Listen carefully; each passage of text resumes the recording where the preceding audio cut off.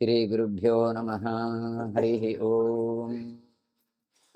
ಜನ್ಮಾದ್ಯಸ್ಯ ಯತೋನ್ವಯಾದಿತರತಶ್ಚಾರ್ಥೇಷ್ವಭಿಜ್ಞಸ್ವರಾಟ್ ತೇನೇ ಬ್ರಹ್ಮ ಹೃದಯ ಆದಿಕವಯೇ ಮುಖ್ಯಂತಿ ಯಂ ಸೂರಯಃ. ತೇಜೋ ವಾರಿಮೃದಾಂ ಯಥಾ ವಿನಿಮಯೋ ಯತ್ರ ತ್ರಿಸರ್ಗೋ ಮೃಷಾ ಧಾಮ್ನಾ ಸ್ವೇನ ಸದಾ ನಿರಸ್ತಕುಹಕಂ ಸತ್ಯಂ ಪರಂ ಧೀಮಹಿ. ನಾರಾಯಣಂ ಸುರಗುರುಂ ಜಗದೇಕನಾಥಂ ಭಕ್ತಪ್ರಿಯಂ ಸಕಲಲೋಕನಮಸ್ಕೃತಂ ಚ ತ್ರೈಗುಣ್ಯವರ್ಜಿತಮಜಂ ವಿವಾದ್ಯಮೀಶಂ ವಂದೇ ಭವಘ್ನಮಮರಾಸುರಸಿದ್ಧವಂದ್ಯಂ. ಚಕ್ರಂ ಯಸ್ಯ ಭುಜಾಗ್ರಮೇತಲಲಿತಂ ವಿದ್ಯುತ್ಪ್ರಭಂ ರಾಜತೆ ಶಂಖೋ ಯಸ್ಯ ವಿರಾಜತೆ ಕರತಳೆ ಸಂಪೂರ್ಣಚಂದ್ರಪ್ರಭಃ. ಮಾಲಾ ಯಸ್ಯ ಸ ಚಂಪಕಾ ಸತಿಲಕಾ ಶಾಶೋಕನೀಲೋತ್ಪಲ ಸೋಸ್ಮಾನ್ ಪಾತು ಷಡರ್ಧವಿಕ್ರಮಗತಿಸ್ತ್ರೈಲೋಕ್ಯನಾಥೋ ಹರಿಃ. ಪ್ರಥಮೋ ಹನುಮಾನ್ ನಾಮ ದ್ವಿತೀಯೋ ಭೀಮಯೇವ ಚ ಪೂರ್ಣಪ್ರಜ್ಞತೃತೀಯಸ್ತು ಭಗವತ್ಕಾರ್ಯಸಾಧಕಃ. ಕಾಮಧೇನುರ್ಯಥಾ ಪೂರ್ವಂ ಸರ್ವಾಭೀಷ್ಟಫಲಪ್ರದ ತಥಾ ಕಲೌ ವಾದಿರಾಜ ಶ್ರೀಪಾದೋಭೀಷ್ಟದಃ ಸತಾಂ.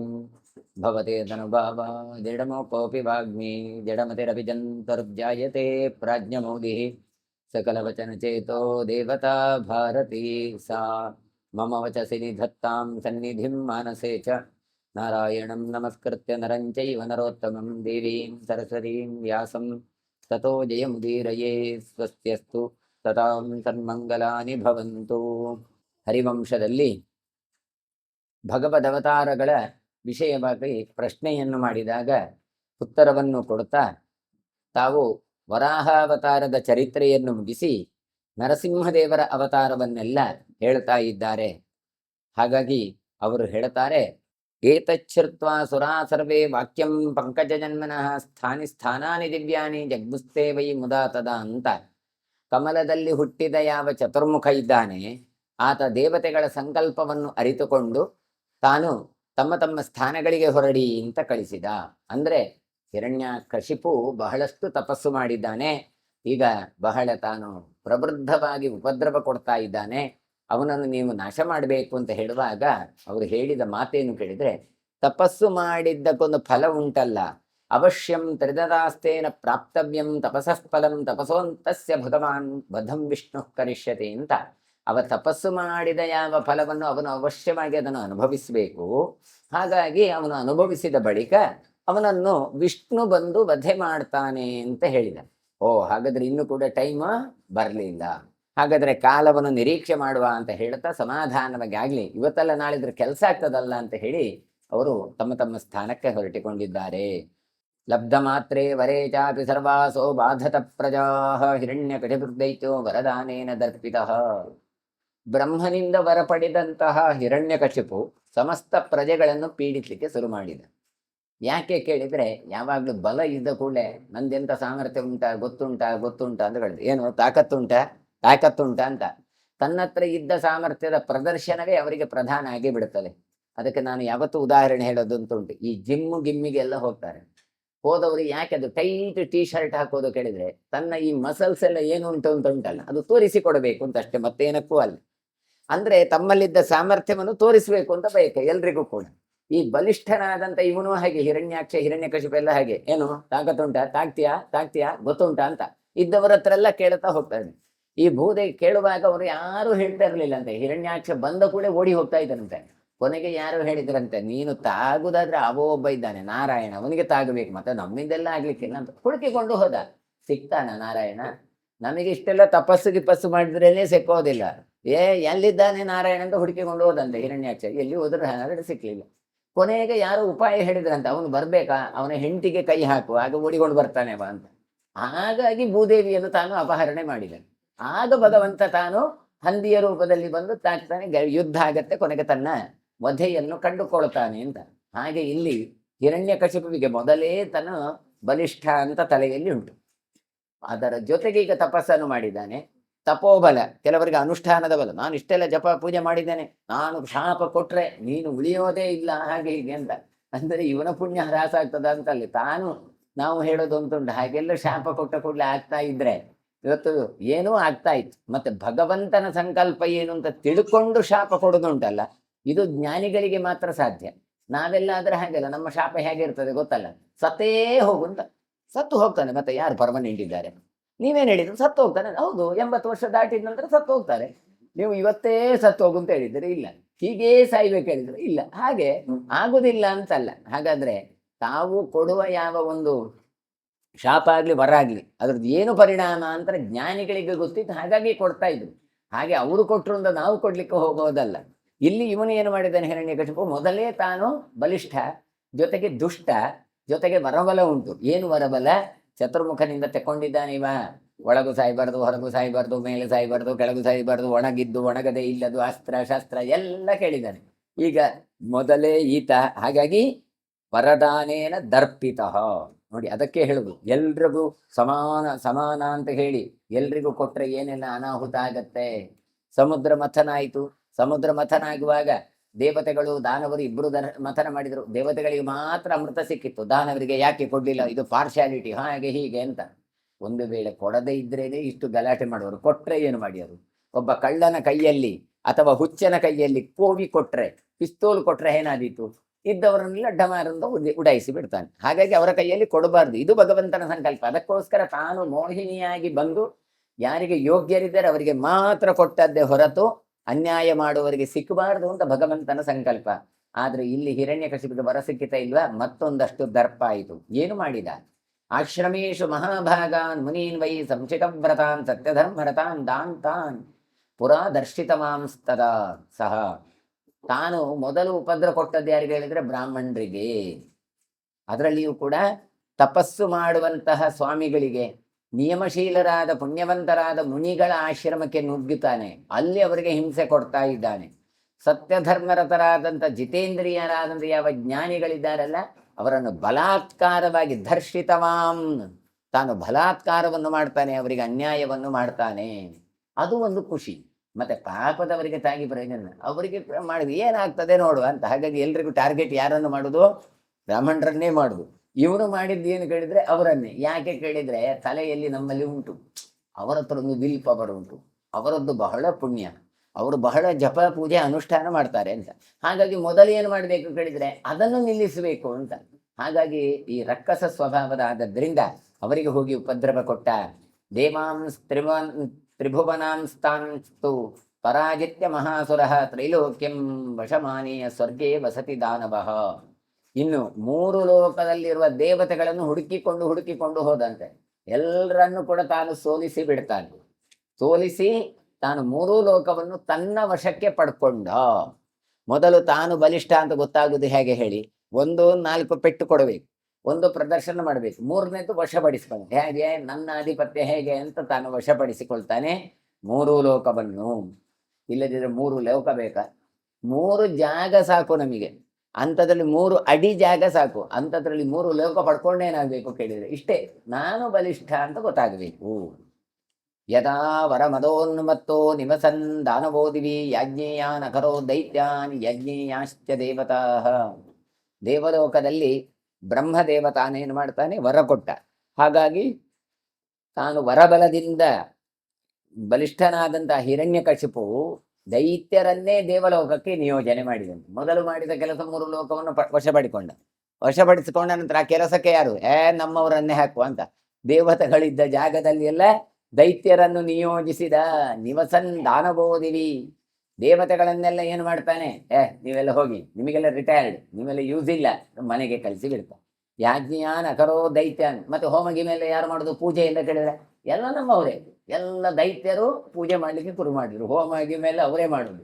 ಇಷ್ಟರವರೆಗೆ ನೀವು ದೇವರಿಗೆ ಕೊಟ್ರೆ ಈಗೆಲ್ಲ ದೇವರಿಗೆ ಇಲ್ಲ, ಹಿರಣ್ಯಕಶಿಪವೇ ಸ್ವಾಹ ಅಂತ ಹೇಳಿ ಅವನಿಗೆ ಆಹುತಿ ಕೊಡ್ಬೇಕು. ಹೀಗೆ ಕೊಡುವ ದ್ರವ್ಯಗಳು ಹಾಗೆ ಅವರಿಗೆ ಯಾವುದೆಲ್ಲ ರಕ್ತ ಮಾಂಸಗಳು ಬೇಕಲ್ಲ ಅದನ್ನೇ ಕೊಡೋದು. ಹೀಗೆ ಮಾಟ ಮಂತ್ರಾದಿಗಳನ್ನೇ ಮಾಡುವಂಥದ್ದು. ಇಂಥದ್ದೆಲ್ಲ ತಾನು ಮಾಡ್ಲಿಕ್ಕೆ ಆರಂಭ ಮಾಡಿದ.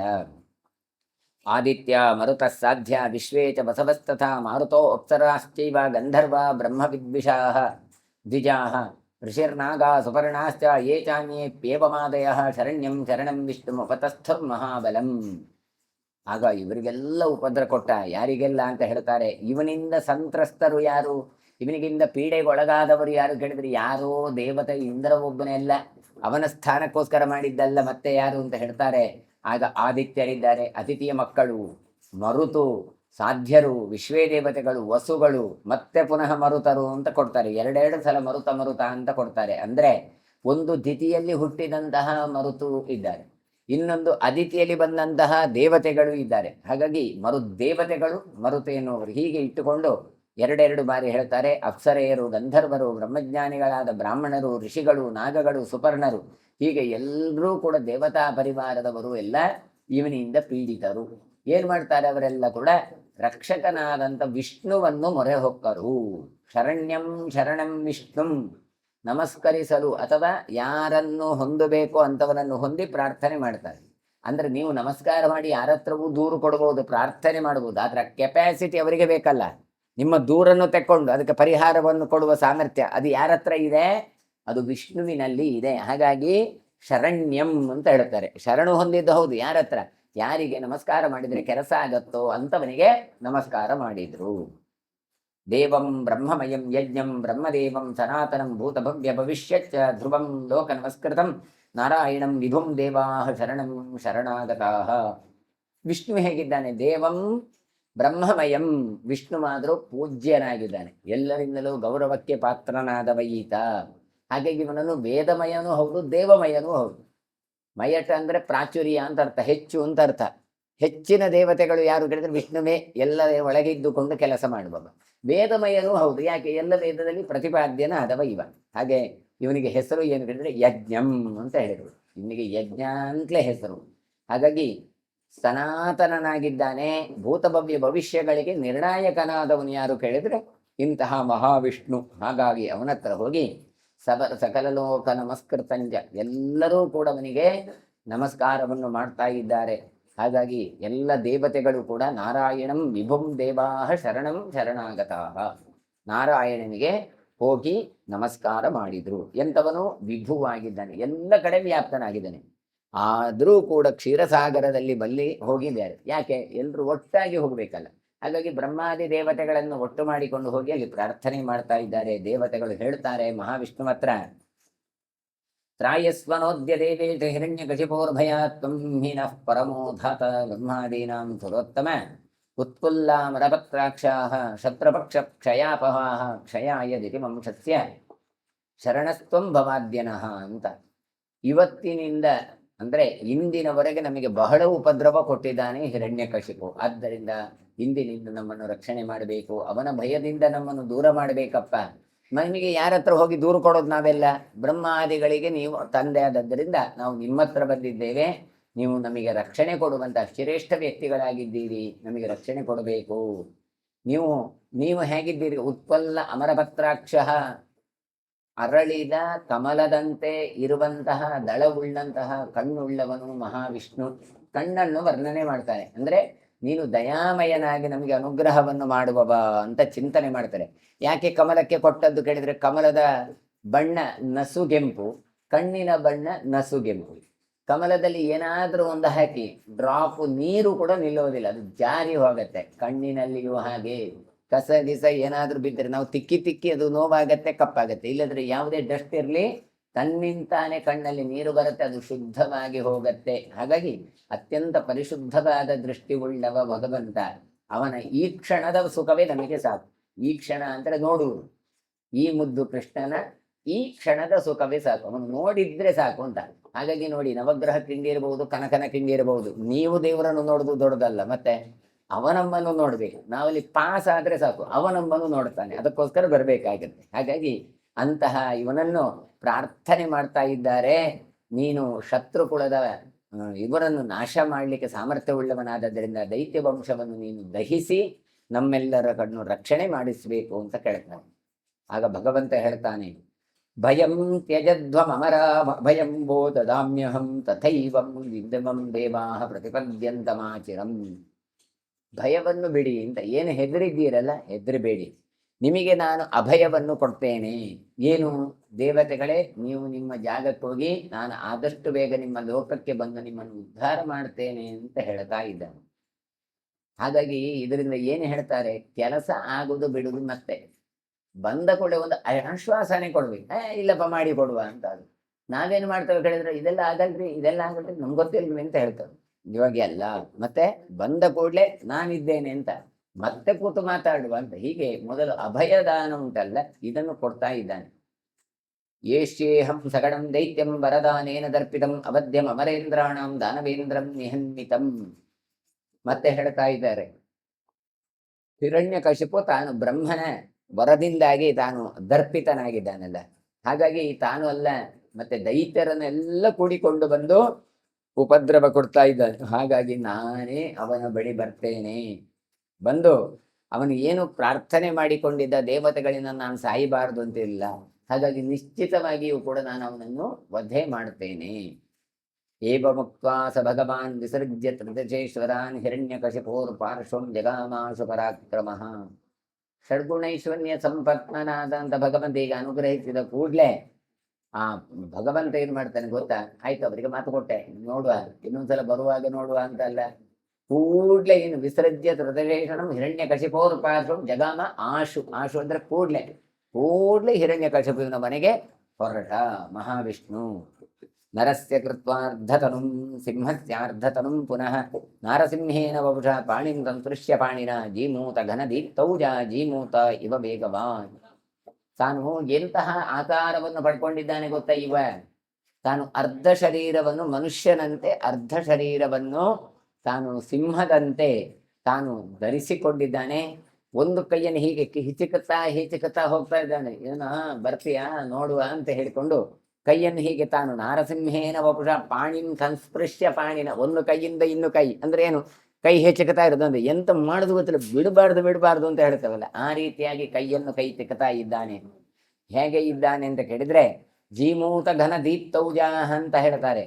ಜೀಮೂತ ಅಂದ್ರೆ ಮೋಡಗಳು, ಆ ಮೋಡಗಳ ತೇಜಸ್ಸಿನಿಂದ ಕೂಡಿದ್ದು ಅಂದ್ರೆ ಏನು, ನೀಲ ಮೇಘಶ್ಯಾಮ ಅಂತ ಹೇಳ್ತೇವೆ, ಆ ಬಣ್ಣ, ಕಡು ನೀಲ ಬಣ್ಣವನ್ನು ಧರಿಸಿದ್ದಾನೆ. ಹೀಗೆ ಧರಿಸಿಕೊಂಡು ತಾನು ಹಿರಣ್ಯಕಶಿಪುವಿನ ಬಳಿ ಸಾಗಿದ್ದಾನೆ. ದೈತ್ಯಂ ಸೋತಿಬಲಂ ದೀಪ್ತಂ ದೃಪ್ತ ಶಾರ್ದೂಲ ವಿಕ್ರಮಂ ದೃಪ್ತ ದೈತ್ಯ ಗಣೈರ್ಗುಪ್ತಂ ಹತವಾನೇಕಪಾಣಿನ. ಮದಭರಿತವಾದಂಥ ಯಾವ ಸಿಂಹ ಉಂಟು ಅದು ಪರಾಕ್ರಮದಿಂದ ಬರ್ತದೆ, ಬಂದದ್ದನ್ನು ಏನು ಮಾಡ್ತದೆ ಆನೆ, ಅದನ್ನು ಹೊಡೆದಾಕತ್ತೆ. ಅದೇ ರೀತಿಯಾಗಿ ಪರಾಕ್ರಮವುಳ್ಳಂತಹ ಈತ ತಾನು ನರಸಿಂಹನಾಗಿ ಬಲಿಷ್ಠರಾದಂತಹ ದೈತ್ಯರ ಗಣಗಳನ್ನು ನಾಶ ಮಾಡ್ತಾ ಹೋಗ್ತಾನೆ. ಹೇಗೆ? ಹತವಾನ್ ಏಕಪಾಣಿ, ಒಂದೇ ಕೈಯಿಂದ ಸುಮಾರು ಕೊಂದಾಕಿದ್ದಾನೆ. ಸಿಂಹ ತನ್ನ ಪಂಜನ್ನು ಹೀಗೆ ಬೀಸಿದ ಕೂಡಲೇ ಉಗುರಿಗೆ ಸಿಕ್ಕಿ ಎಷ್ಟೋ ರಕ್ಕಸರು ಸತ್ತು ಹೋಗಿದ್ದಾರೆ ಅಂತೇಳಿ. ನೃಸಿಂಹ ಏಷ ಕಥಿತೋ ಭೂಯೋಯಂ ವಾಮನೋಪರಃ ಯತ್ರ ವಾಮನಮಾಶ್ರಿತ್ಯ ರೂಪಂ ದೈತ್ಯ ವಿನಾಶ. ಇಲ್ಲಿ ಕಂಬ ಒಡೆದು ಬರುದು, ಪ್ರಹ್ಲಾದ ಬರೆದು ಬರುದು ಯಾವ ಚರಿತ್ರೆಗಳು ಇಲ್ಲ. ನರಸಿಂಹಾವತಾರ ಒಂದೇ ಸಲ ಆದದ್ದು ಅಲ್ಲ, ಹೀಗೆ ಬಹಳ ಬಾರಿ ಬಹಳಷ್ಟು ಹೇಳಿದುಂಟು. ಪದ್ಮಪುರಾಣದಲ್ಲಿ ಒಂದು ಬರುತ್ತೆ, ಇವಾಗ ಕೇಳೋದು ಪ್ರಹ್ಲಾದ ಎಲ್ಲಿದ್ದಾನೆ ಹರಿ ಅಂತ ಹೇಳಿದ್ರೆ, ನೋಡು ಬಂದ ಹೇಳ್ತಾನೆ. ನೋಡ್ತಾ ಇದ್ದಾಗ ನಡ್ಕೊಂಡು ಬರ್ತಾ ಇದ್ದಾನೆ ನರಸಿಂಹ, ಬರ್ತಾನೆ ಇವನನ್ನು ನಾಶ ಮಾಡ್ತಾನೆ ಹೋಗ್ತಾನೆ. ಹಾಗಾಗಿ ಒಂದೊಂದು ಕಾಲದಲ್ಲಿ ಒಂದೊಂದು ರೀತಿಯಾಗಿ ಬಂದು ನರಸಿಂಹ ಅವತಾರ ಮಾಡಿದ್ದಾನೆ. ಹಾಗಾಗಿ ಕಂಬದಲ್ಲೇ ಬಂದದ್ದು, ನಡ್ಕೊಂಡು ಬಂದದ್ದು ಎಲ್ಲ ಉಂಟು. ಇಲ್ಲಿ ಹೇಗೆ ಬಂದ? ಇಲ್ಲಿ ಹೇಳಿದ್ರು ನೋಡಿ, ಪಾಣಿಂ ಸಂಸ್ಪೃಶ್ಯ ಪಾಣಿನ ಅಂತ ಕೈಯಿಂದ ಕೈ ತಿಕ್ಕಿಕೊಂಡು ತಾನು ನಡಕೊಂಡು ಬಂದಂತಹವನು ಈ ನರಸಿಂಹ. ಹೀಗೆ ತಾನು ಬಂದು ಹಿರಣ್ಯಕಶಿಪುವನ್ನು ಒಂದೇ ಕೈಯಿಂದ ಕೊಂದು ಹಾಕಿದ ಅಂತ ಹೇಳ್ತಾನೆ. ಒಂದೇ ಕೈ, ಬೇರೆದೆಲ್ಲ ಉಪಯೋಗವೇ ಇಲ್ಲ. ಅಂದ್ರೆ ಅವರಿಗೆಂತ ಮಿಗಿಲಾದಂಥ ಸಾಮರ್ಥ್ಯ ನರಸಿಂಹನಿಗೆ ಉಂಟು ಅಂತ ತೋರಿಸ್ತಾ ಇರ್ತಾರೆ. ನರಸಿಂಹ ಏಷಗತಿದ ಭೂಯೋಯಂ ಹೀಗೆ ಹೇಳಿದ ನಂತರ ನಿಮಗೆ ಮತ್ತೆ ಇನ್ನೊಂದು ಭಗವಂತನ ಅವತಾರದ ಚರಿತ್ರೆ ಹೇಳ್ತೇನೆ. ಯಾವುದದು? ವಾಮನಾವತಾರ ಅಂತ ಹೇಳ್ತಾನೆ. ಯತ್ರ ವಾಮನಮಾಶ್ರಿತ್ಯ ರೂಪಂ ದೈತ್ಯ ವಿನಾಶಕೃತ, ವಾಮನ ರೂಪವನ್ನು ಅವತರಿಸಿ ಮಾಡಿ ದೈತ್ಯರ ವಿನಾಶವನ್ನು ಮಾಡಿದ ಕಥೆಯನ್ನು ಹೇಳ್ತೇನೆ ಅಂತ ಹೇಳ್ತಾರೆ. ವಾಮನಾವತಾರ ಅಂದ್ರೆ ನಿಮಗೆ ವಾಮನ ಅಂದ್ರೆ ಕುಳ್ಳಗೆ ಅಂತ ನೆನಪು ಬರುತ್ತೆ, ಆದ್ರೆ ವಾಮನ ಅಂದ್ರೆ ಕುಳ್ಳಗೆ ಎನ್ನುವುದಕ್ಕಿದ್ದು ಬಹಳ ಚಂದ ಅಂತ ಅರ್ಥ. ಬಹಳ ಚಂದ ಮಾಣಿ, ಅಂತಹ ಮಾಣಿ. ಹೇಗೆ? ಬಲೇರ್ ಬಲವತೋ ಯಜ್ಞೆ ಬಲಿನ ವಿಷ್ಣುನ ಪುರ ವಿಕ್ರಮೈ ಸ್ತ್ರಿಭಿರಕ್ಷೋಭ್ಯಾಹ ಕ್ಷೋಭಿತಾಸ್ತೆ ಮಹಾಸುರಾಹ. ಬಲಿಷ್ಠನಾದಂತ ಬಲಿಚಕ್ರವರ್ತಿ ತಾನು ಯಜ್ಞವನ್ನು ಮಾಡ್ತಾ ಇದ್ದ. ಆಗ ವಿಷ್ಣು ತಾನು ಪ್ರವೇಶ ಮಾಡಿ ವಿಕ್ರಮೈ ಸ್ತ್ರಿಭಿಹಿ ಅಕ್ಷೋಭ್ಯಾಹ, ನಾಶವಿಲ್ಲದ 3 ನನ್ನ ಹೆಜ್ಜೆಯಷ್ಟು ಜಾಗವನ್ನು ನನಗೆ ಕೊಡು ಅಂತ ಕೇಳಿದ. ಅದರಿಂದ ಏನಾಯ್ತು? ಇವನು ಕ್ಷೋಭಿತಾಸ್ತೆ ಮಹಾಸುರಾಹ, ಬಲಿಚಕ್ರವರ್ತಿ ತಾನು ಮಹಾಕ್ಷೋಭೆಗೆ ಒಳಗಾಗ್ತಾನೆ, ದುಃಖಕ್ಕೊಳಗಾದ. ಯಾಕೆ ದುಃಖಕ್ಕೊಳಗಾದ? 3 ಅಂತ ಹೇಳಿ ಕೊಡ್ಲಿಕ್ಕೆ ನೋಡಿದ್ರೆ 3 ಆಗಲಿಲ್ಲ, 2 ಕೊಟ್ಟದ್ದು. ಇಡೀ ಆಕಾಶ ಅಳದ, ಭೂಮಿ ಅಳದ, ಮತ್ತೆ ಉಳಿದದ್ದು ಇಲ್ಲಿ. ಅದಕ್ಕೋಸ್ಕರ ತಾನು ಕೊಟ್ಟ ಮಾತನ್ನು ತಪ್ಪಿದ್ದಕ್ಕೋಸ್ಕರ ಮತ್ತೆ ತಾನು ರಸಾತಲವನ್ನು ಹೋಗಿ ಸೇರಿದ. ಹಾಗಾದ್ರೆ ಕೊಡ್ತೇನೆ ಅಂತ ಹೇಳಿ ಕೊಡ್ಲಿಕ್ಕಾಗ್ಲಿಲ್ಲ, ಇದೇ ಅವನಿಗೆ ದೊಡ್ಡ ಕ್ಷೋಭ. ಆಮೇಲೆ ಹೇಳ್ತಾರೆ, ಏನಾಯಿತು ಹಾಗಾದ್ರೆ ಇವನಲ್ಲಿ ಹೇಗೆ ಬಂದರು, ಎಷ್ಟೆಲ್ಲ ರಕ್ಕಸರಿದ್ದು ಬಲಿಚಕ್ರ ಇದು ವಾಮನನ ಇದು ಬರುವಾಗ ಅಂತ. ಸಾಮಾನ್ಯವಾಗಿ ವಾಮನನ ಚರಿತ್ರೆಯಲ್ಲಿ ಇಷ್ಟೇ ನೋಡುದು ನಾವು. ಆದ್ರೆ ಇಲ್ಲಿ ವಾಮನನ ಜೊತೆಗೆ ಯುದ್ಧಕ್ಕೆ ಬಂದಂಥದ್ದು ಅಥವಾ ಎಷ್ಟು ರಕ್ಕಸರಿ ಇದ್ರು ಇದನ್ನೆಲ್ಲ ತಾವು ಇದರಲ್ಲಿ ಹೇಳ್ತಾ ಇದ್ದಾರೆ. ರಕ್ಕಸರೆಲ್ಲ ಬಂದು ತಾವು ಸೋತು ಹೋಗ್ತಾರೆ ಅಂತ. ಆಮೇಲೆ ನರಸಿಂಹನ ವಿರುದ್ಧಕ್ಕೆ ಯುದ್ಧಕ್ಕೆ ಬಂದವರು, ಹೀಗೆ ವಾಮನನ ವಿರುದ್ಧ ಯುದ್ಧಕ್ಕೆ ಬಂದವರು, ಈಗೆಲ್ಲ ರಕ್ಕಸರದು ಚರಿತ್ರೆಯನ್ನು ಹೇಳಿ ಯಾರೆಲ್ಲ ಇದ್ರು ಆ ಕಾಲದಲ್ಲಿ ಯುದ್ಧಕ್ಕೆ ಬರುವಾಗ ಹೇಗೆ ಬಂದಿದ್ರು ಅದೆಲ್ಲ ವರ್ಣಿಸ್ತಾ ಇದ್ದಾರೆ. ವಿಪ್ರಚಿತ್ತಿ ಶಿಭಿ ಶಂಕು ಅಯಶಂಕುಸ್ತಥೈವ ಚ ಅಯಶ್ಚಿರ ಶಂಕುಶಿರ ಹಯಗ್ರೀವಶ್ಚ ವೀರ್ಯವಾನ್ ವೇಗವಾನ್ ಕೇತುಮಾನುಗ್ರ ಸೋಗ್ರವ್ಯಗ್ರೋ ಮಹಾಸುರ ಪುಷ್ಕರಶ್ಚೈವ ಶಾಶ್ವೋಶ್ವಪತಿರೇವ ಚ ಪ್ರಹ್ಲಾದೋ ಅಶ್ವಶಿರಾಃ ಕುಂಭಃ ಸಂಹರಾದೋ ಗಗನಪ್ರಿಯ ಅನುಕ್ರಾದೋ ಹರಿಹರೌ ವರಾಹ ಸಂಹರೋ ರುಚಃ. ಅಂದ್ರೆ ಇಷ್ಟು ಜನ ರಕ್ಕಸರಿದ್ರು. ವಿಪ್ರಚಿತ್ತಿ ಶಿಭಿ ಶಂಕು ಅಯಶಂಕು ಅಯಶ್ಚಿರ ಶಂಕುಶಿರ, ಇನ್ನು ಹಯಗ್ರೀವ ವೀರ್ಯವಂತನಾದವ. ಹಯಗ್ರೀವ ಅಂದರೆ ದೇವರೊಬ್ಬರೇ ಇರುವುದಲ್ಲ, ರಕ್ಕಸರು ಇದ್ದಾರೆ. ಇನ್ನು ವೇಗವುಳ್ಳಂತಹ ಕೇತುಮಾನ್, ಇನ್ನು ಮಹಾ ಅಸುರನಾದ ಉಗ್ರ, ಪುಷ್ಕಲ ಕುದುರೆಯಿಂದ ಕೂಡಿದ ಅಶ್ವಪತಿ, ಪ್ರಹ್ಲಾದ, ಅಶ್ವಶಿರ, ಕುಂಭ, ಸಂಹ್ಲಾದ, ಅನುಕ್ಲಾದ, ಶರಭ, ಶಲಭ, ಕುಪಥ, ಕೋಪನ, ಕ್ರಥ, ಮಹಾಜಿಕ್ವ, ಬೃಹತ್ಕೀರ್ತಿ, ಹೀಗೆ ಒಂದಿಷ್ಟು ಪಟ್ಟಿಯನ್ನು ಹೇಳ್ತಾರೆ. ಶರಭ ಶರಭನಶ್ಚೈವ ಕುಪತಃ ಕೋಪನ ಕ್ರಥಃ ಮಹಾಜಿಂಹೋ ಬೃಹತ್ಕೀರ್ತಿ ಶಂಕುಕರ್ಣೋ ಮಹಾಸ್ಪನಃ ದೀರ್ಘಜಿಕ್ವೋರ್ತನೇನೋ ಮೃದವಾಚೋ ಮೃದುಪ್ರಿಯ ವಾಯುರ್ಯವಿಷ್ಠೋ ನಮುಚಿಃ ಶಂವರೋ ವಿಕ್ಟರೋ ಮಹಾನ್ ಹತ್ರಹಂತ ಕ್ರೋಧಹಂತ ಕ್ರೋಧವರ್ಧನ ಏವ ಚ ಕಾಲಕಃ ಕಾಲಹೇತಿಶ್ಚ ವೃತ್ರಃ ಕ್ರೋಧೋ ವಿರೋಚನಃ ಗವಿಷ್ಠಸ್ಯ ವರಿಷ್ಠಸ್ಯ ಪ್ರಲಂಬ ನರಕಾಬುಭೌ ಇಂದ್ರತಾಪನನಾತಾಪಿ ಕೇತುಮಾನ್ ಬಲದರ್ಪಿತಃ. ಯಾರೆಲ್ಲ ಇದ್ರು ಅಂತ ಹೇಳಿ, ಕ್ರಥ ಮಹಾಜಿಕ್ವ ಬೃಹತ್ಕೀರ್ತಿ, ಭಯಂಕರವಾದ ಶಬ್ದವುಳ್ಳಂತ ಶಂಕುಕರ್ಣ, ದೀರ್ಘಜಿಕ್ವ ಅರ್ಕನೇನ, ಮೃದುವಾಚ ಮೃದುಪ್ರಿಯ, ವಾಯು ಯವಿಷ್ಠ, ನಮುಚಿ ಶಂಬರ, ಇನ್ನು ವಿಕ್ಷರ, ಚಕ್ರಹಂತ, ಕ್ರೋಧಹಂತ, ಕ್ರೋಧವರ್ಧನ, ಕಾಲಕ, ಕಾಲಹೇತಿ, ವೃತ್ರಃ, ಕ್ರೋಧ, ವಿರೋಚನ, ಗವಿಷ್ಠ, ವರಿಷ್ಠ, ಪ್ರಲಂಬ, ನರಕಾಸುರ, ಇಂದ್ರತಾಪನ, ಗವಿಷ್ಠಸ್ಯ ವರಿಷ್ಠಸ್ಯ ಪ್ರಲಂಬ ನರಕಾವುಭೌ ಇಂದ್ರತಾಪನವಾತಾಪಿ ಕೇತುಮಾನ್ ಬಲತರ್ಪಿತಃ. ಕಾಲಕ, ಕಾಲಹೇತಿ, ವೃತ್ರ, ಕ್ರೋಧ, ವಿರೋಚನ, ಗವಿಷ್ಠ, ವರಿಷ್ಠ, ಪ್ರಲಂಬ, ನರಕಾಸುರ, ಇಂದ್ರತಾಪನ, ವಾತಾಪಿ, ಹೀಗೆ ಬಲದಿಂದ ಕೂಡಿದಂತಹ ಕೇತುಮಾನ್, ಅಸಿರೋಮ, ಪುರೋಮ, ಬಾಷ್ಕಲ, ಮದಭರಿತನಾದ ಪ್ರಮದ, ಖಸ್ತ್ರಮ, ಕಾಲಯವನ, ಹೀಗೆ ವಿಕಾರ ಮುಖವುಳ್ಳಂತ ಕೇಶಿ, ಏಕಾಕ್ಷ, ಇವರೆಲ್ಲ ಅಲ್ಲದೆ ರಾಹು ಮತ್ತೆ ಸಂಹ್ರಾದ ಅಂತ ಹೇಳ್ತಾರೆ, ಚಂದ್ರನನ್ನು ಪೀಡಿಸುವವರು, ಅವರೆಲ್ಲ ಇದ್ದಾರೆ. ಅಸಿರೋಮ, ಪುಲೋಮಾಚ, ಭಾಸ್ಕರ, ಪ್ರಮದೋಮದ, ಖಸ್ರಮ, ಕಾಲಮದನ, ಕರಾಲ, ಕೇಶಿರೇವ ಚ ಏಕಾಕ್ಷ ಚಂದ್ರ ರಾಹು ಸಂಹ್ಲಾದ ಸ್ತ್ರಮರ ಖನಃ. ಇನ್ನು ಶತಾಗ್ನಿಶ್ಚಕ್ರಾಯುತಶ್ಚ ತಥಾ ಪರಿಘಬಾಣಯ ಅಶ್ಮಯಂತ್ರಾಯುಧೋಪೇತ ಭಿಂಡಿಪಾಲಾಯುಧ ತಥಾ ಉಲೂಕಲಹಸ್ತಾಚ ಪರಶ್ವದಧರಃ ಪರೆ ಪಾಶಮುದ್ಗರಹಸ್ತಾಚ ತಥಾ ಮುಸಲಪಾಣಿಯ ಮಹಾಶಿಲಾಪ್ರಹರಣ ಶೂಲಹಸ್ತಾಶ್ಚ ದಾನವಾಹ. ಇನ್ನು ಇವರು ಹೇಗಿದ್ರು ಬೇರೆಯವರೆಲ್ಲ ಅಂತ ಕೇಳಿದ್ರೆ, ಶ್ರಮರ, ಖನ ಮೊದಲಾದ ದೈತ್ಯರಿದ್ರು.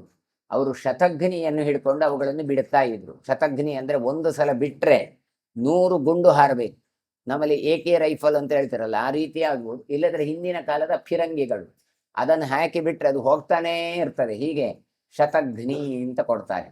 ಇನ್ನು ಕೆಲವರು ಚಕ್ರ, ಪರಿಘ ಇದ್ದದ್ದನ್ನೆಲ್ಲ ಹಿಡ್ಕೊಂಡು ತಾವು ಇವನ ಜೊತೆಗೆ ಯುದ್ಧಕ್ಕೆ ಬಂದಿದ್ದಾರೆ. ನರಸಿಂಹನ ಜೊತೆಗೆ ಭಿಂಡಿಪಾಲ ಅಂತ ಆಯುಧ ಧರಿಸಿದ್ದಾರೆ. ಉಲೂಖಲ, ಪರಶ್ವಧ ಮೊದಲಾದಂಥ ಆಯುಧಗಳನ್ನು ಧರಿಸಿದ್ದಾರೆ.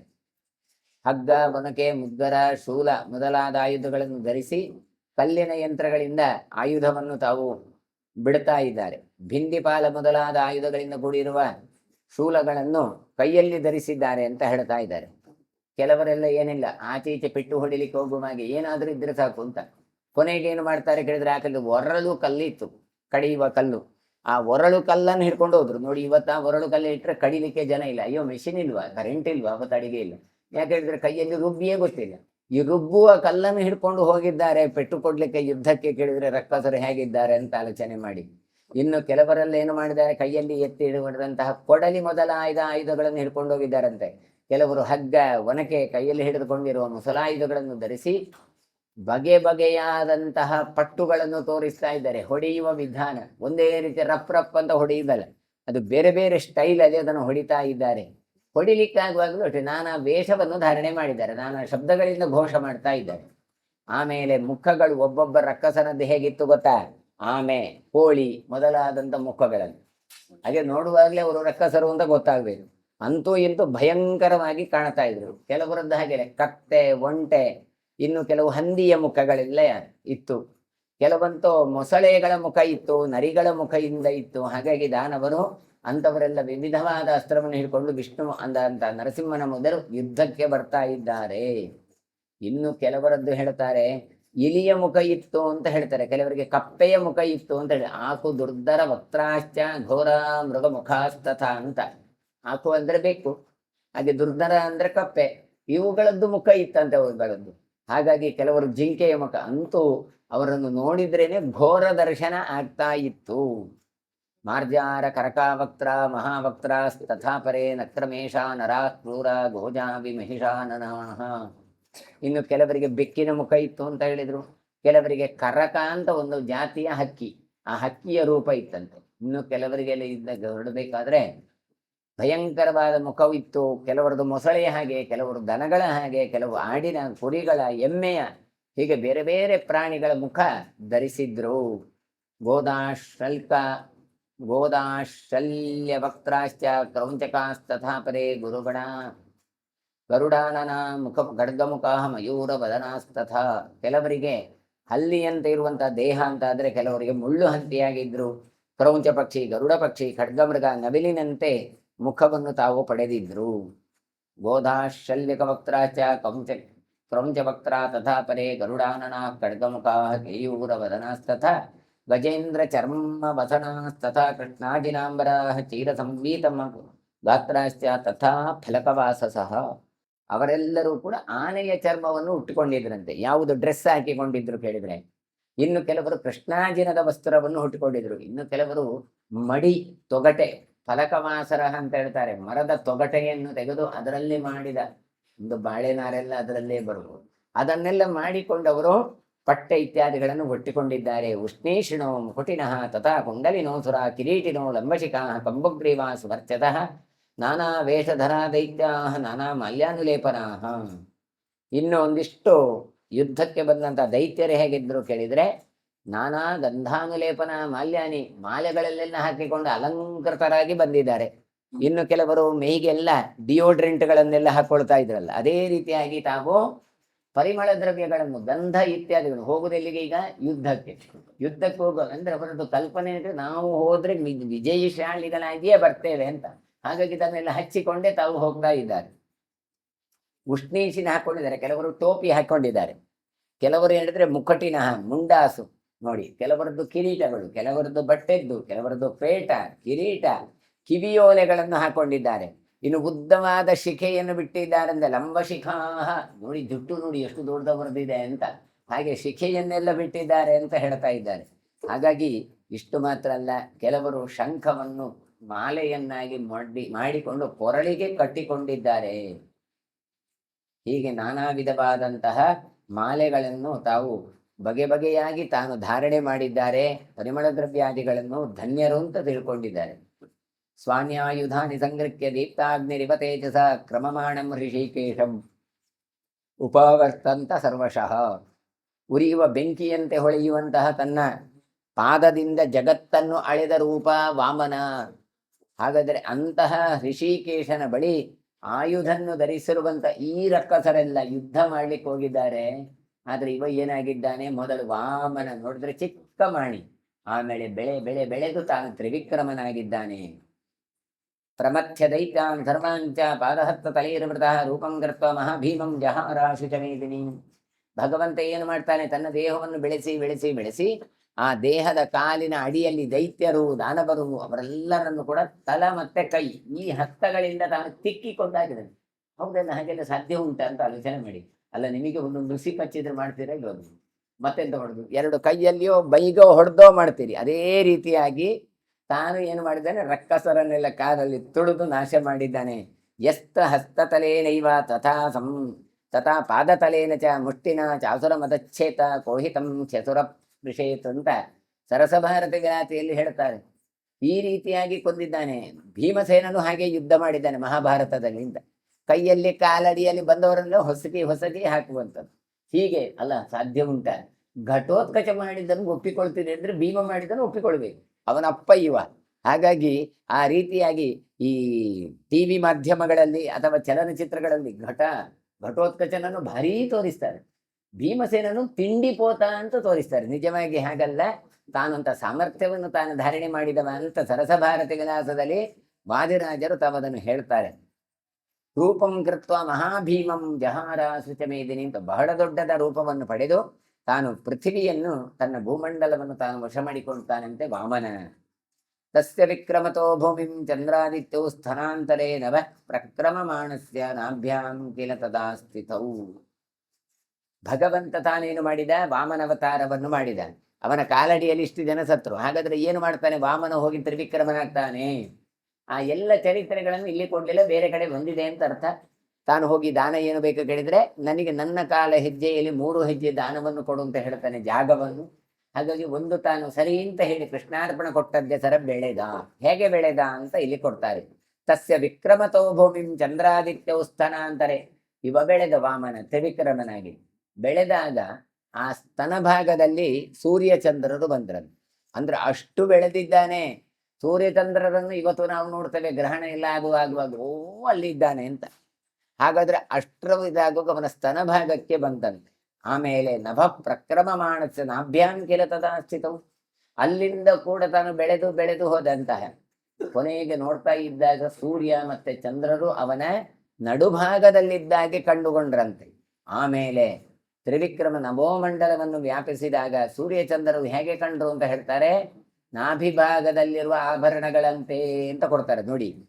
ನಾಭ್ಯಾಂ ಕಿಲ ತದಾ ಸ್ಥಿತವು. ಹಾಗಾದ್ರೆ ನಾಭಿಯಲ್ಲಿ ಆಭರಣಗಳನ್ನು ಸಿಕ್ಕಿಸಿಕೊಳ್ಳುವ ಒಂದು ಪ್ರಕ್ರಿಯೆ ಇತ್ತು ನೋಡಿ. ಸೂರ್ಯ ಚಂದ್ರನು ಅಲ್ಲಿ ಇದ್ರು. ಇವಾಗಿನ ಇಲ್ಲ ಏನು ಕಾಲದಲ್ಲಿ ಮಾಡ್ತಾರೆ, ಇದ್ದದ್ದನ್ನೆಲ್ಲ ಸಿಕ್ಕಿಸಿಕೊಳ್ತಾರೆ, ನಾಭಿಗೆ ಇಲ್ಲ. ಅದೆಲ್ಲ ಆಗ ವಾಮನ ತಾನು ಮಾಡಿ ತೋರಿಸಿದ್ದಾನೆ. ಅಂದ್ರೆ ಆ ರೀತಿಯಾಗಿ ಕಾಣ್ತಾ ಇತ್ತು. ಪರಾಕ್ರಮಮಾಣಸ್ಯ ಜಾನುಭ್ಯಾಂ ತೌ ವ್ಯವಸ್ಥಿತವು. ಪರಮಾಕ್ರಮಮಾಣಸ್ಯ ಜಾನುಭ್ಯಾಂ ತೌ ವ್ಯವಸ್ಥಿತವು ವಿಷ್ಣೋರಥಲ ವೀರ್ಯಸ್ಯ ವದಂತ್ಯೇವಂ ದ್ವಿಜಾತಯ. ಮತ್ತು ಬೆಳೆದ. ಈಗ ಏನಾಯ್ತು? ಆಭರಣಗಳು ಹೋಗಿ ಕಿವಿಯಗೆ ಭಾಗಕ್ಕೆ ಬಂತು. ಅಲ್ಲಿಂದ ಹೇಳ್ತಾರೆ ಮುಗಿಲೆತ್ತರಕ್ಕೆ ತ್ರಿವಿಕ್ರಮ ಇಡುವಾಗ ಸೂರ್ಯಚಂದ್ರರು ತೊಡೆ ಭಾಗಕ್ಕೆ ಬಂದ್ರು ಅಂತ ಹೇಳಿದ್ರೆ, ನಾಭಿಯಿಂದ ಪಕ್ಕದಲ್ಲಿ ಬಂತು. ಅಲ್ಲಿಂದ ಮತ್ತೆ ತಾನು ಅತುಲ ವೀರ್ಯವಾದ ಪರಾಕ್ರಮದಿಂದವನ್ನು ಮತ್ತು ಬೆಳೆದು ಹೋದು. ಅದನ್ನೇ ಹೇಳ್ತಾರೆ ವಿಷ್ಣು ರತುಲ ವೀರ್ಯಸ್ಯ ವದಂತ್ಯೇವಂ ದ್ವಿಜಾತಯ. ಬ್ರಾಹ್ಮಣರೆಲ್ಲ ಹೇಳ್ತಾರೆ. ಎಲ್ಲಿ ಹೇಳ್ತಾರೆ? ವಿಷ್ಣು ಸೂಕ್ತದಲ್ಲಿ. ಯಸ್ಯೋ ಋಷು ತೃಷು ವಿಕ್ರಮಾಣೇಶ್ವದಿಕ್ಷಿಯಂತಿ ಭುವಾನಾನಿ ವಿಶ್ವ ಅಂತ ಅರ್ಥದಲ್ಲಿ ಹೇಳ್ತಾರೆ. ಅದರಿಂದ ವಿಷ್ಣುವು ತನ್ನ ತೊಡೆಗಳಲ್ಲಿ ಆಭರಣವನ್ನು ಹಾಕಿದ ಹಾಗೆ ಕಾಣ್ತಾ ಇತ್ತು ಸೂರ್ಯಚಂದ್ರರನ್ನು. ಹೃತ್ವಾಥ ಪೃಥಿವೀಂ ಕೃತ್ವಾ ಜಿತ್ವಾ ಚಾತುರ ಪುಂಗವಾನ್ ದದೌ ಶಕ್ರಾಯ ವಸುಧಾಂ ವಿಷ್ಣುರ್ಭವತಾಂಬರಃ. ಸಮಸ್ತ ಭೂಮಂಡಲವನ್ನು ಭಗವಂತ ತಾನು ದೈತ್ಯರ ಕೈಯಲ್ಲಿದ್ದದ್ದನ್ನು ತಾನು ತೆಕೊಂಡ, ತಾನು ಸ್ವೀಕರಿಸ್ತಾನೆ ಅಂತ ಹೇಳ್ತಾರೆ. ಹಾಗಾಗಿ ತಾನು ಅವರಿಂದೆಲ್ಲ ತೆಗೆದುಕೊಂಡು ವೇದ ವಿದ್ವರ್ದ್ವಿಜೈರೇತೆ ಕಥ್ಯತೆ ವೈಷ್ಣವಂ ಯಶಃ ಏತತೆ ವಾಮನೋ ನಾಮ ಪ್ರಾದುರ್ಭಾವೋ ಮಹಾತ್ಮನಃ. ಸಮಗ್ರ ಭೂಮಂಡಲವನ್ನು ತಾನು ಅಪಹರಿಸಿ ಅಸುರ ಶ್ರೇಷ್ಠರನ್ನೆಲ್ಲ ಸದೆ ಬಡಿದು ತಾನೇನು ಮಾಡ್ತಾನೆ? ಪ್ರಬಲನಾದ ವಿಷ್ಣು ವಸುಧೆಯನ್ನು ಶಕ್ರನಿಗೆ ನೀಡಿದ. ದದೌ ಶಕ್ರಾಯ ವಸುಧಾಂ ವಿಷ್ಣುರು ಬಲವತಾಂಬರ. ಶಕ್ರ ಅಂದ್ರೆ ಯಾರು? ಇಂದ್ರ.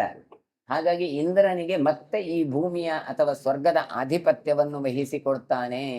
ಇದೇ ವಾಮನನ ಅವತಾರ ಅಂತ ಹೇಳ್ತಾರೆ. ಬ್ರಾಹ್ಮಣರದನ್ನು ವರ್ಣಿಸ್ತಾರೆ ವೇದವಿದ್ಯರು. ಭೂಯೋ ಭೂತಾತ್ಮನೇ ವಿಷ್ಣು ಪ್ರಾದುರ್ಭಾವೋ ಮಹಾತ್ಮನಃ ದತ್ತಾತ್ರೇಯ ಇತಿ ಖ್ಯಾತಃ ಕ್ಷಮಯಾ ಪರಯಾಯುತಃ. ಅವರು ಹೇಳ್ತಾರೆ ಪ್ರಾದುರ್ಭಾವನಾಗಿದ್ದಾನೆ ಮಹಾವಿಷ್ಣು. ಹೇಗೆ ನೋಡ್ತಾನೆ ಕೇಳಿದ್ರೆ, ಇದೊಂದು ದೊಡ್ಡ ಅಂತರ್ಯಾಮಿ ಇರುವಂಥವನು, ಭೂತಗಳ ಒಳಗೆ ಅಂತರ್ಯಾಮಿಯಾಗಿ ನಿಂತವನು. ಹಾಗಾಗಿ ಕ್ಷಮಾಗುಣದಿಂದ ಭೂಜಿಷ್ಠವಾದ ಅವತಾರ ವಾಮನಾವತಾರದಲ್ಲಿ. ಅಂದರೆ ಘೋರ ರೂಪ ಇಲ್ಲ, ತಾನು ಸೌಮ್ಯ ರೂಪವನ್ನು ಬ್ರಾಹ್ಮಣ ರೂಪವನ್ನು ಧರಿಸಿದವನು. ಹಾಗಾಗಿ ಅಂತಹ ಅವತಾರವನ್ನು ಧರಿಸಿದ. ಇದು ಮಾತ್ರ ಅಲ್ಲ, ಹೇಳ್ತಾರೆ ದತ್ತಾತ್ರೇಯ ಎಂಬುದು ಒಂದು ಇದೇ ರೀತಿಯಾದಂತಹ ಅವತಾರ. ತಾನು ವೇದಾಂತಗಳನ್ನು ಉಳಿಸಿದ ರೂಪ ಅಂತ ಕೊಡ್ತಾರೆ ನನಗೆ. ದತ್ತಾತ್ರೇಯ ಇತಿ ಖ್ಯಾತಃ ಕ್ಷಮಯ ಪರಯಾಯುತಃ. ಕ್ಷಮಾಗುಣದಿಂದ ವೇದಾಂತಿಗಳನ್ನು ರಕ್ಷಣೆ ಮಾಡಿದ ರೂಪ ದತ್ತಾತ್ರೇಯ ರೂಪ.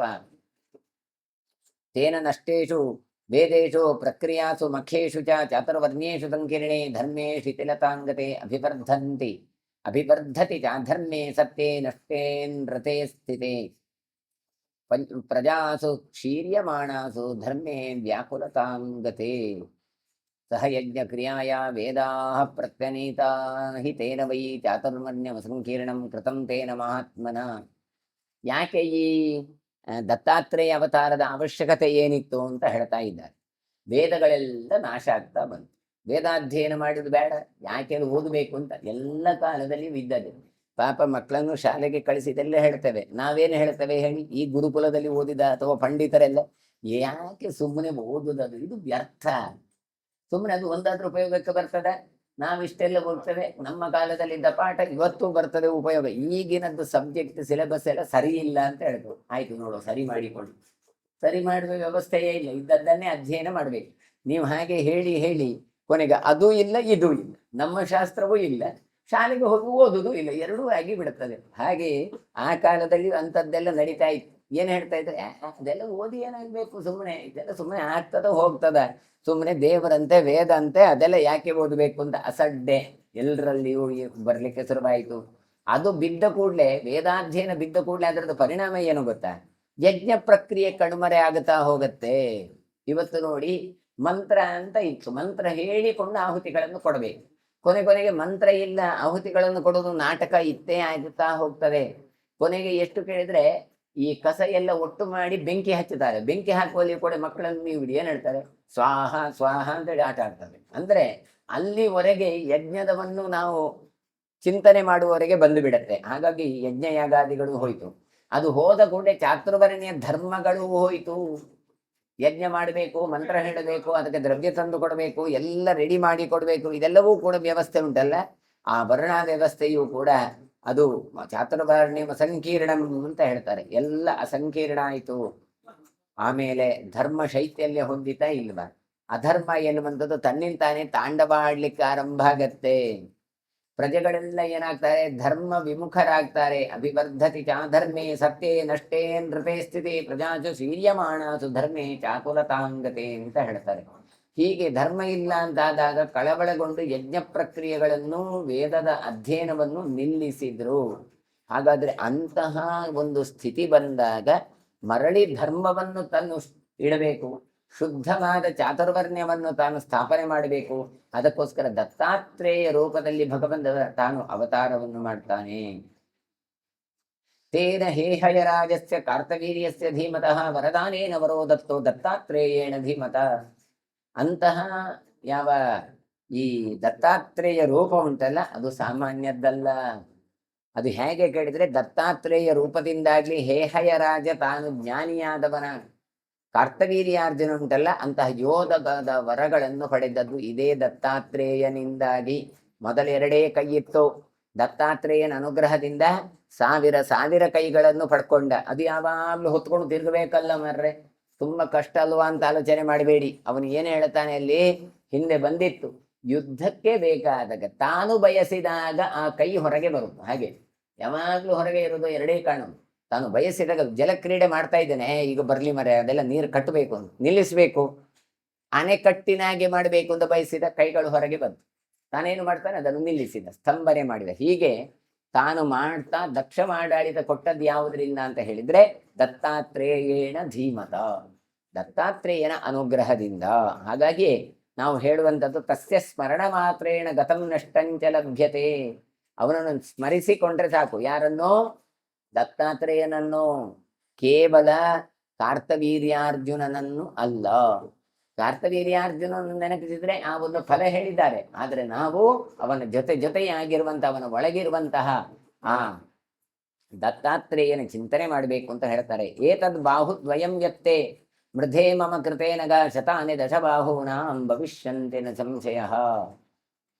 ಕಾರ್ತವೀರ್ಯಾರ್ಜುನನಿಗೆ ಭಗವಂತ ಯಾರು ದತ್ತಾತ್ರೇಯ ವರವನ್ನು ಕೊಟ್ಟು ಹೇಳ್ತಾನೆ, ನಿನ್ನ ಈ 2 ಕೈಗಳು ಯುದ್ಧದ ಪ್ರಸಂಗದಲ್ಲಿ ನೀನು ನೆನೆದಾಗದು 1000 ಕೈಗಳಾಗಿ ಮಾರ್ಪಾಡಾಗತ್ತೆ, ಸಂದೇಹ ಬೇಡ ಅಂತ ಹೇಳಿ.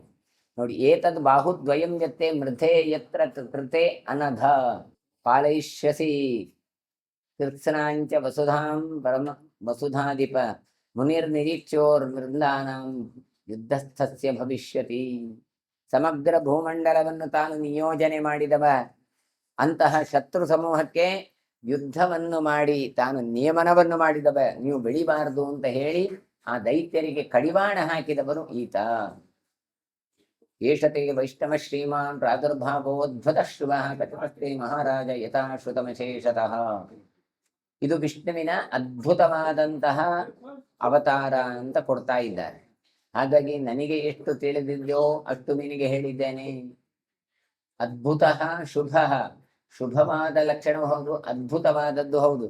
ಹಾಗಾದರೆ ವಾಮನನ ಚರಿತ್ರೆ, ನರಸಿಂಹ ಚರಿತ್ರೆ, ಮತ್ಸ್ಯ ಚರಿತ್ರೆ ಇದೆಲ್ಲವನ್ನು ಚಿಂತನೆ ಮಾಡಿದ್ರೆ ನಮ್ಮೆಲ್ಲ ಕೂಡ ಪಾಪಗಳು ನಾಶ ಆಗತ್ತೆ ಅಂತ ಕೊಡ್ತಾರೆ. ಆಮೇಲೆ ಹೇಳ್ತಾರೆ, ಯಥಾಶ್ರುತಂ ಅಶೇಷತ, ನನಗೆಷ್ಟು ಗೊತ್ತುಂಟು ಅಷ್ಟು ನಾನು ಹೇಳಿದ್ದೇನೆ. ಭೂಯಶ್ಚ ಶಾಮತಜ್ಞೋಹಂ ಪ್ರಾದುರ್ಭಾವೋ ಭವೋ ಮಹಾನ್ ಯತ್ರ ಬಾಹುಸಹಸ್ರೇಣ ವಿಸ್ಮಿತಂ ದುರ್ಜಯಂ ರಮೇ ರಾಮೋ ಅರ್ಜುನ ಮನೀಕಸ್ಥಂ ಜಗಾನ ನೃಪತಿಂ ಪ್ರಭು. ಮುಂದೆ ಇದೇ ಇವನನ್ನು ಕಾರ್ತವೀರ್ಯಾರ್ಜುನನನ್ನು ಪರಶುರಾಮ ಬಂದು ತಾನು ನಾಶ ಮಾಡ್ತಾನೆ. ಹಾಗಾಗಿ ಅಂತಹ ಚರಿತ್ರೆಗಳನ್ನು ಮತ್ತೆ ನಾಳೆ ಸೇರುವಾಗ ಚಿಂತನೆ ಮಾಡುವ ಅಂತ ಹೇಳ್ತಾ ಇವತ್ತಿನ ಪ್ರವಚನವನ್ನು ಮಂಗಳಗೊಳಿಸ್ತೇನೆ. ನಾಳೆ ಮುಂದುವರೆದು ವಾದಿರಾಜರ ಆರಾಧನೆ ಇರೋದರಿಂದ ಮೆರವಣಿಗೆಲ್ಲ ಇರ್ತದೆ, ಭಕ್ತಾಭಿಮಾನಿಗಳೆಲ್ಲ ಬರಬೇಕು. ಹಾಗಾಗಿ ಕಾಯೇನ ವಾಚಾ ಮನಸೇಂದ್ರಿಯರು ಬುದ್ಧ್ಯಾತ್ಮನ